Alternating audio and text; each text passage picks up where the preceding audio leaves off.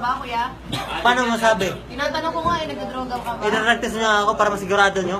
Kuya, kuya, anong style ba yung buhok na gusto mo sanang ipag... Gusto ko kalbo, kaso na hindi marunong yung nagugupit. Hindi marunong. Magkano binayad mo? Walang bayad-bayad yung kaibigan ko yun. Kaibigan mo. So, mabilisan gupit yan. Paano mo nasabi mabilisan? Kasi, ayan o, di ba? Nakatulog na nga ako sa sobrang tagal, paano mo nasabing mabilisan? Uka-uka eh. Galit ka ba? Eh, hindi po.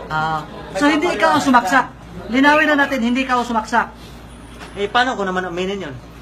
So, nagsinungaling ka na hindi ka ikaw. Nagsinungaling ako na ako yung sumaksak dahil nasasaktan na po ako. ano? Tingnan mo. O yan, namamaga yung pa ako. So namamaga. Tingnan mo yung pusas ko. Oh, Okay, ayan. tingnan mo. Ngayon lang nilulugan. Ikaw sa sarili Yung ko. buhok, yung buhok. Yuko ka.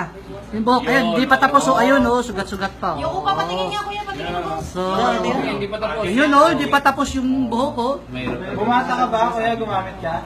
Gumamit? Oo. Bakit mo ba ang tanungin? Dapat drug test mo na lang ako para masiguro Kung mo. mamaya ita-drug test ka, ikaw ang galala.